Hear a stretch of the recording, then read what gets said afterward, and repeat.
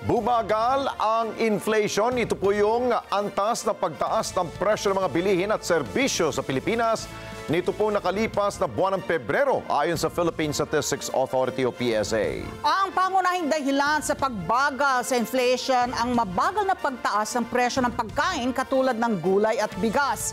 Pero kung ang mga ordinaryong Pilipino ang tatanungin, hati naman ang kanilang opinyon ukol dito. At para mas bumagal pa ang inflation sa Pilipinas, para ho sa mga susunod na buwan, mas paigtingin pa ng ating pong pamahalaan ang pagpapatupad at pagsuporta sa ating pong lokal na mga magsasaka. Kunin natin ang live report ni Erlo Bringas. Erlo. Alex, Ali, maituturing ng marami sa ating mga kababayan na good news maging ng gobyerno itong patuloy na pagbagal na inflation dito sa ating bansa. Katunayan, itinuturing ito ngayon ng gobyerno na positive indicator na makukuha nila yung target goal na hindi aangat sa 4% yung inflation dito sa ating bansa ngayong taong 2025. Pero sa maraming mga kababayan nating nakausap kanina, tila hindi pa rin daw ramdam ang naging pagbaba pa rin ng inflation dito sa ating bansa at nananatili pa rin mataas ang presyo ng mga bilihin sa palengke.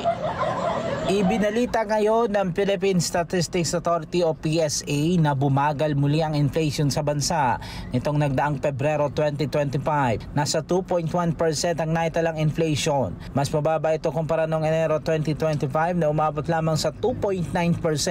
At kung ikukumpara naman ito sa nagdaang Enero noong nakarang taon, umabot ito sa 3.4% kumpara nitong Pebrero na mas mababa. Ayon sa pamunuan ng Philippine Statistics Authority, kabilang sa nakaambag sa pagbagal ng inflation ay ang food and non-alcoholic beverages, housing, water, electricity, gas, and other fuels, at transport at pawang naging malaki din ang naging pagbaba at anbag sa downtrend ng inflation. Ang pangunahing dahilan ng mas mababang antas ng inflation nitong Pebrero 2025 kaysa noong Enero 2025 ay ang mas mabagal na pagtaas ng presyo ng food and non-alcoholic beverages sa antas na 2.6%. Ito ay may 58.8% share sa pagbaba ng pangkalahatang inflation sa bansa.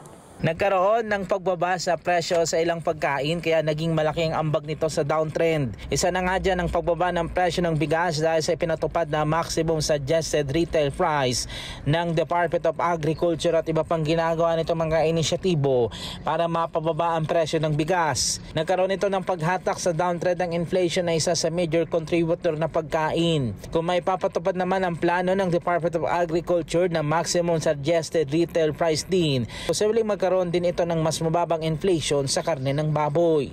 Yes, we notice yung pagtaas ng inflation ng pork. I think for now it's to 12.1.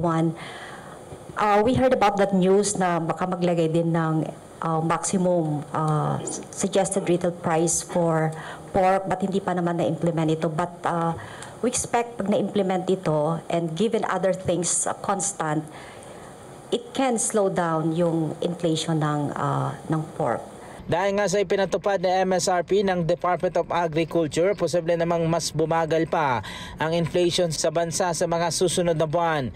Kaya kung magkakaroon din ng MSRP ang karne ng baboy sa mga susunod na araw, ay posibleng mas makahatak pa ito sa patuloy na pagbagal ng inflation. So, like for example, just sa rice kasi meron tayong maximum suggested retail price na nag-take effect, I think twice na na-adjust this month. Nakita natin yung impact niya dito, yung maximum suggested retail price for imported rice. So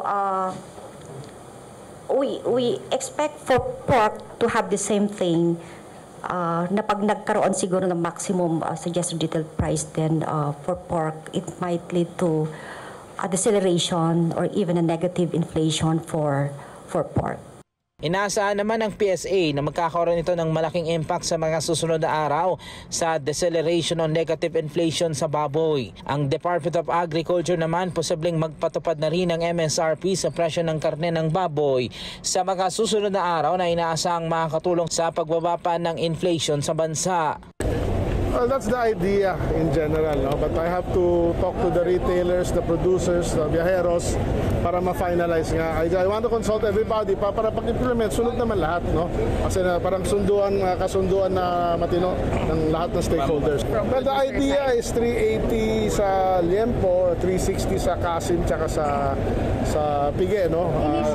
That is coming from 450. So malaking na Liempo, no? Pero sa karaniwang Pilipino at consumer, nakausap ng Net25 News, ramdam na nga ba nila ang pagbaba ng inflation sa bansa? Karamihan sa kanila, halos hindi pa raw ramdam kahit pa napapaulat ang patuloy na pagbagal at pagbaba ng inflation. Hindi ramdam kung ganun. Tumataas din naman din ang bilihin eh. Hindi naman nararamdaman din. So wala, parang wala din naman din po. Kaya hindi rin ramdam, parang ganun. Kasi yung gasolina, ganun pa din eh. Ang taas pa rin ng gasolina natin.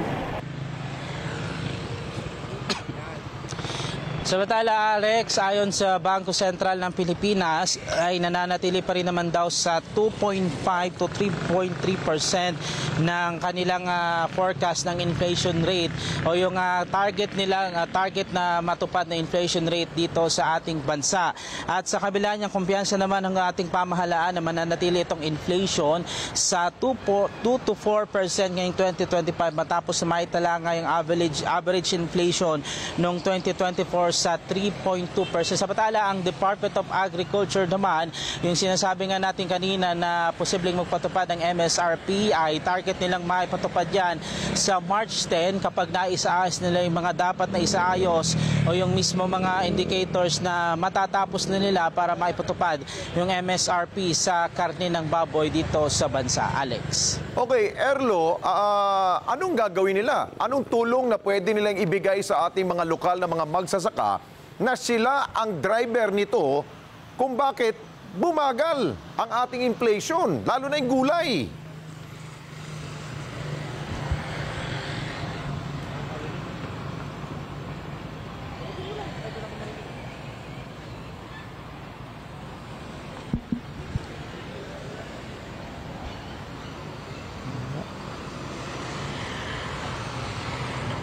Hindi yata tayo narinig ni Erlo Bringas. Okay, maraming salamat sa Erlo.